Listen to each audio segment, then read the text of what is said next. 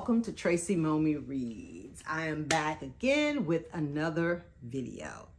So today I'm going to be reviewing a book called Behind Her Lives by Briana Cole. Behind Her Lives. So I was cleaning off my phone, going through deleting photos and, screenshots and this and that. And one of the screenshots that I had on there was this book. And I had totally forgot about it because I do that all the time. I'm like constantly screenshotting. But most of the time I organize them like in notes. I'll like have all the books that I've did a screenshot of so that at some point I can investigate further, add them to my list, maybe take them off my list, maybe order them, maybe reserve them from the library and things like that. So I reread the blurb on this one and I was like, oh yeah, I forgot about that. That sounds pretty good. I'm going to go through the Libby app, which is where you can go to, rent library books, ebooks or whatever. And, I'm going to request it. And normally there's a hold. So I'm thinking, I have a few weeks or much longer before I'll be able to get this book, but I want to just go ahead and put it out there so I can, get it read. Well, the book was available right then and there. So I just switched some things around because y'all know me. I'm not stuck to a reading schedule. It's basically based on how I feel at the time. And, I felt like diving into this one. And it is in the thriller, suspense genre.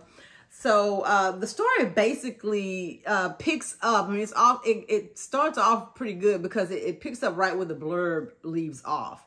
And in case you're not familiar with this book, what happens is there's this woman named Devin. The police show up at her house to inform her that the body of her sister has been found, that her sister died of a drug overdose and the body's down at the morgue. They say it was ID on her and they matched her face to the ID and they're pretty sure it's her, but they want her to come down to make a positive identification. So she's just like, ain't no way.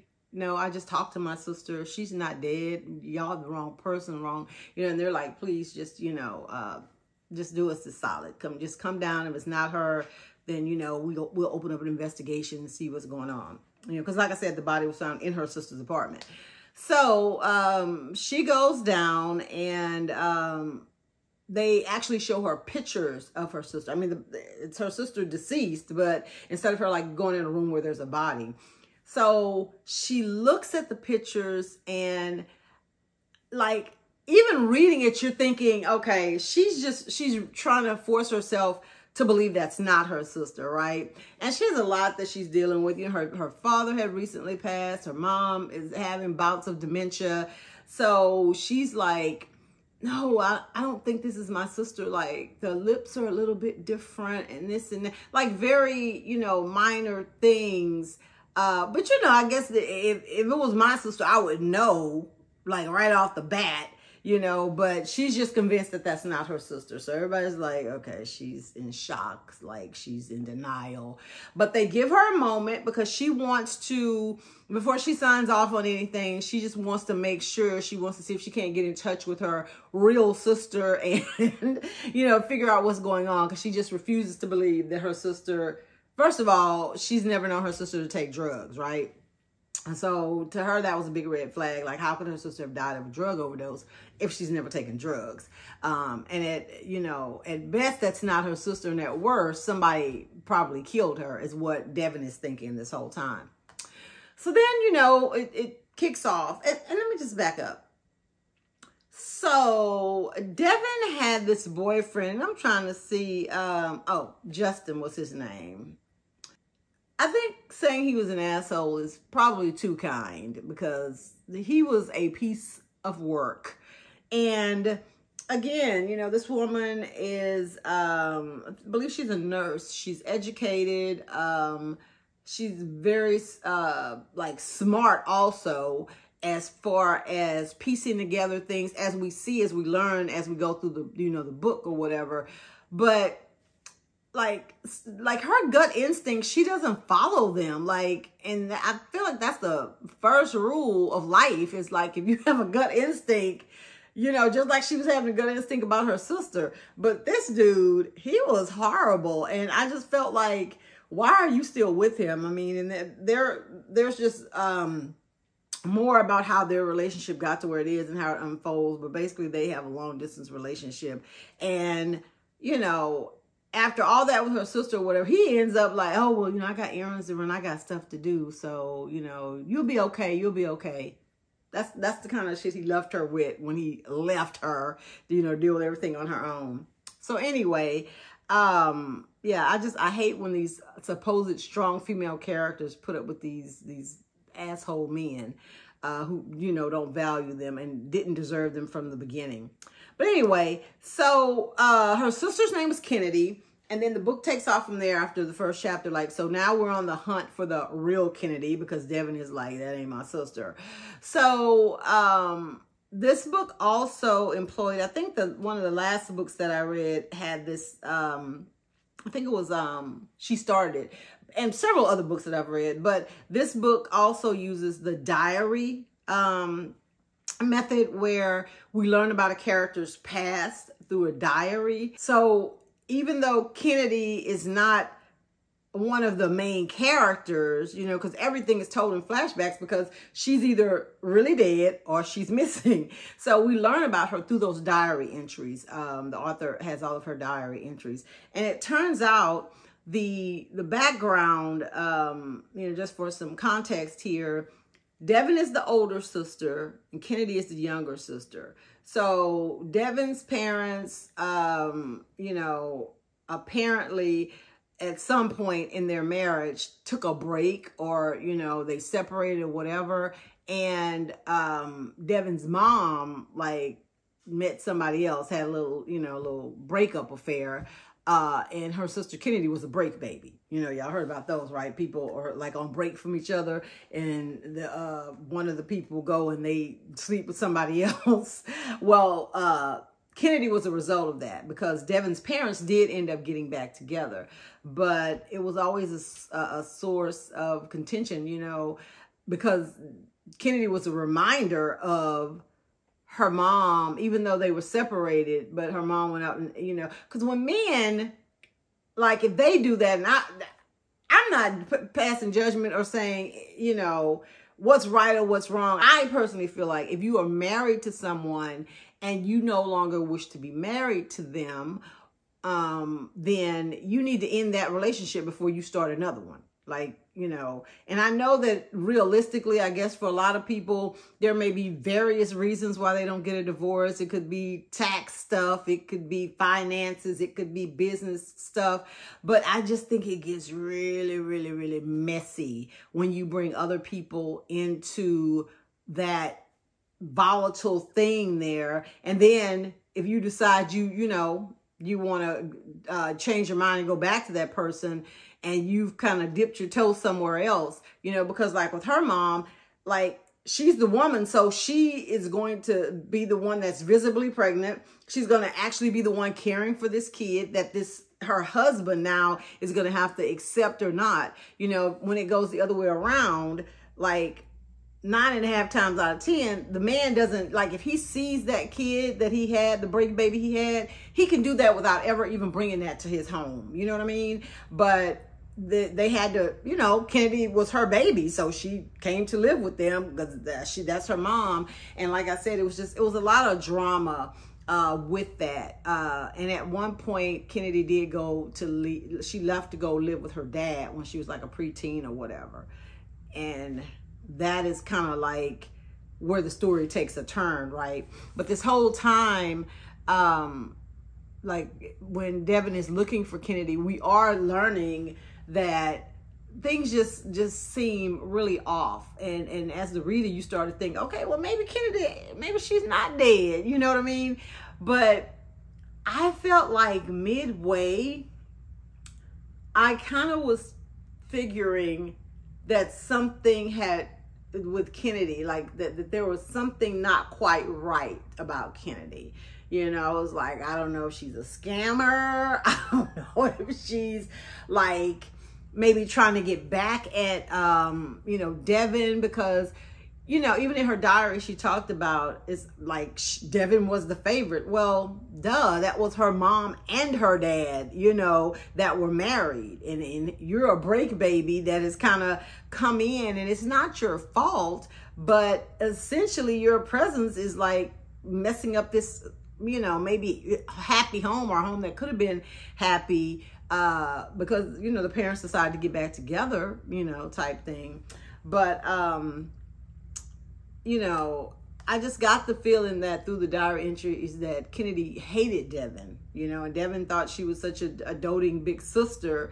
And so as she's looking for her, and all these things are being revealed about her sister that she never knew, you know, I just started to wonder if this whole thing wasn't some sort of setup, okay?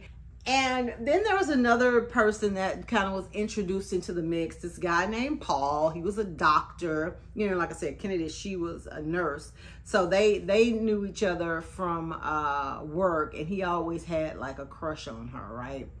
But, you know, I feel like it's going to be hard to, I don't want to spoil it, because I felt like that one of the things that happened with Paul, that was one of the better, like, twist in the story, you know? So I won't say that, but Paul, he became a good friend to Devin, and because he had some background, you know, with both sisters or whatever, he ended up helping her. You know, he was kind of like, yeah, I don't know if she's dead either. This is a real thing. Let's look for her. Yeah, all these clues and breadcrumbs are dropped, and more stuff is just being piled on top of this, you know, elaborate ruse that, you know, that seems to become apparent, like I said, halfway through the book. Yeah, and then you had the mom who, she was only like, I mean, she was my age, and she was in, because she was having, you know, bouts with dementia and, you know, her memory and everything,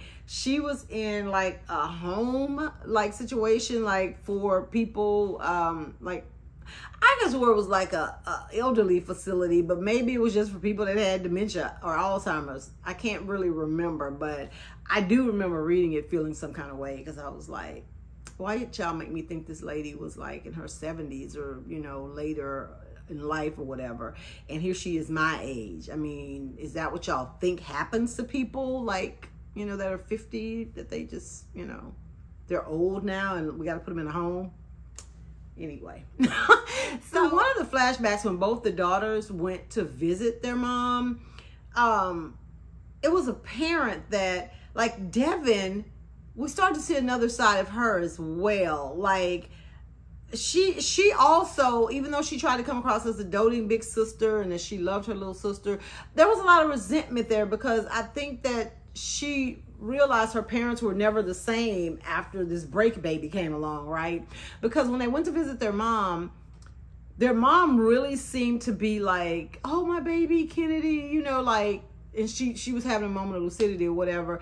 But in her diary entries and stuff, Kennedy made it appear that Devin was telling her about like how the mom didn't like her, and like she, you know, would be mad at her and this and that. Like, Devin was telling Kennedy, like, mom is mad at you, or she doesn't like you, or, you know, you're not her favorite, but I love you. You know, like, she was trying to like drive a wedge between Kennedy and the mom, you know. And I think ultimately that was because, you know, Kennedy does end up going to live with her dad. And I think Devin, that was strategic to kind of put that doubt and that insecurity or whatever into Kennedy, to make her be like, well, my mom doesn't even love me, I might as well go live with my dad, because, you know, at least he loves me or whatever.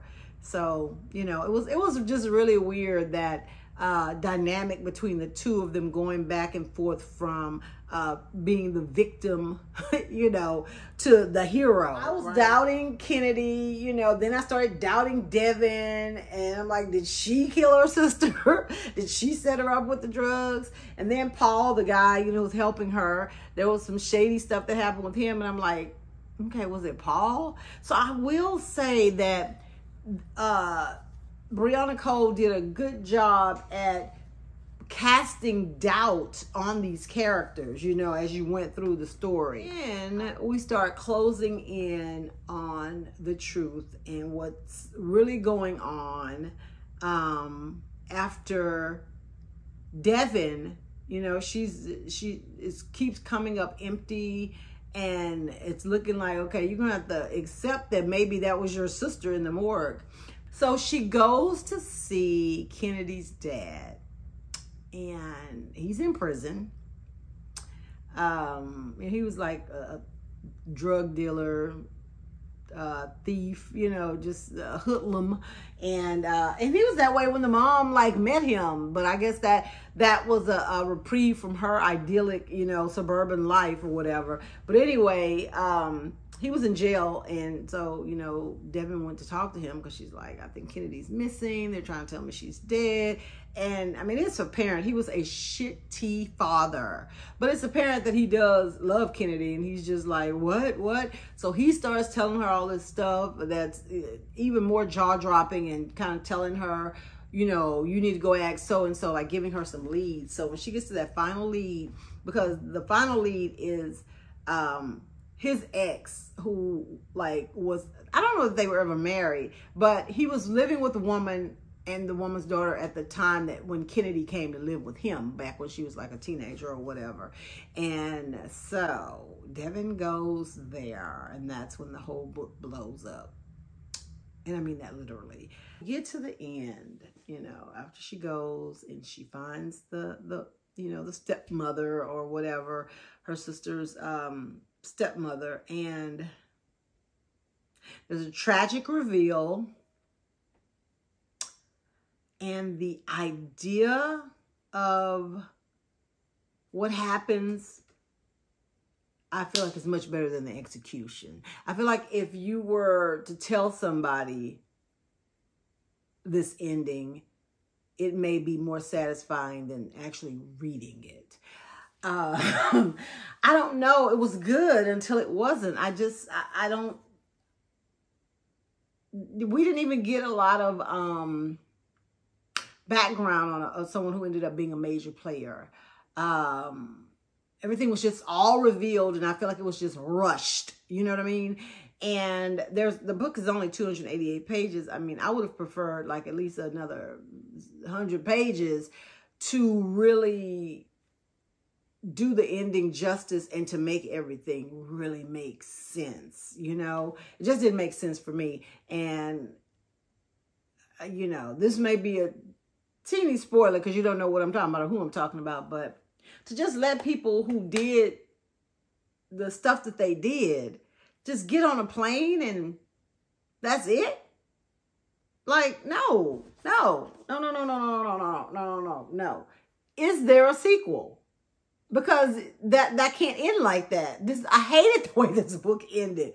You know, and even if it was a sequel, I don't know that I'm that invested, but the people that are, I feel like they deserve better. You know, and I've heard great things about this book, which it has its moments. It really does.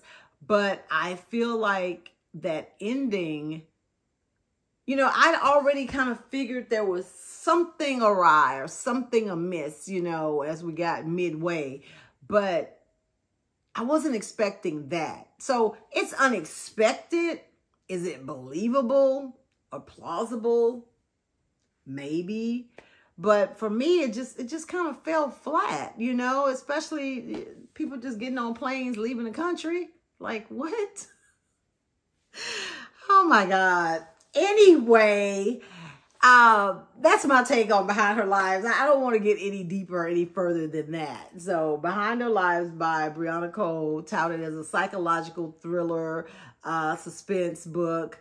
If you like books in that genre and you like books that, like out the gate, they're giving you something to solve, you know, which most, you know, suspense type books do. There's always a murder, and it's almost, you know, like you're a detective with the characters going through trying to figure out what happened.